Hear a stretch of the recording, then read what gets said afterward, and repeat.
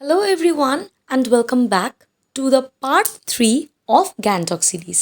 So আজকে আমরা চলে যাচ্ছি এমজি মার্গ গ্যাংটক, যেটা এখানকার ভীষণ ফেমাস আর most visited places in Gangtok. ফার্স্টেই আমাদের হোটেল ব্রোজ নজম রিট্রিট থেকে আমরা একটা ক্যাব বুক করে নিয়েছি, যেখানে আমরা পৌঁছে যাব এমজি মার্গে। আমাদের হোটেল থেকে এমজি মার্গের ডিস্টেন্স 10 to 15 মিনিটস।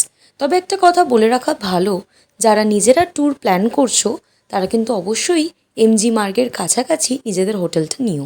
যেহেতু আমাদের এটা ফার্স্ট টাইম এক্সপিরিয়েন্স, আমাদের কিন্তু এমজি মার্গ থেকে অনেকটাই ডিস্টেন্স হয়ে গিয়েছিল, আর অনেকটা রাত হয়ে গেলে ফেরার রুটে কিন্তু তোমাদের অনেকটাই সমস্যা হতে পারে।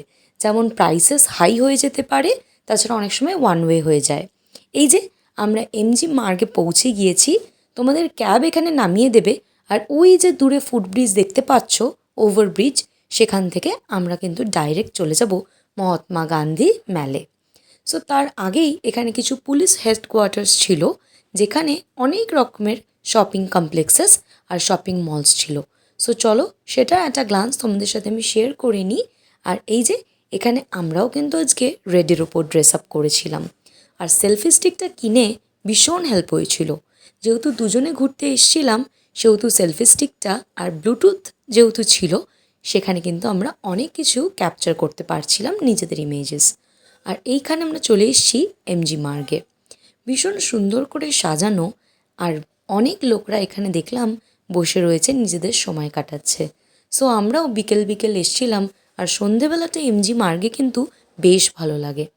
তাছাড়াও এখানে শপিং কমপ্লেক্সেস আছে, কিছু তোমরা স্ট্রিট শপিংসও এখান থেকে করতে পারো। আর তাছাড়াও রয়েছে momo and other street foods, তোমরা এখান থেকে এক্সপিরিয়েন্স করেই নিতে পারো। এই যে আমরা এখন ফিরে এসেছি আমাদের হোটেলে। তাছাড়াও এখানে তোমাদের সাথে শেয়ার করছি আমাদের সেলফি স্টিক দিয়ে তোলা কিছু ক্লিপস। ভীষণ সুন্দরভাবে এইখানটা ডেকোরেট করা হয়েছিল।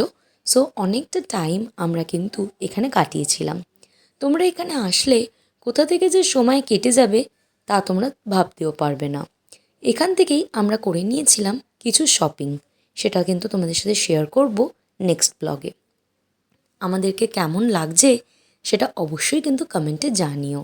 তাছাড়াও ঠান্ডা কিন্তু খুব একটা নেই, যদিও তোমরা ডিসেম্বর মাস বা ফেব্রুয়ারির দিকে আসো, তোমরা কিন্তু অনেকটাই ঠান্ডা পাবে।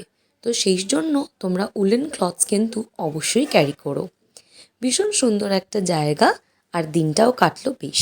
রাত্রের ডিনারে চিকেন অ্যান্ড ফ্রাইড রাইস।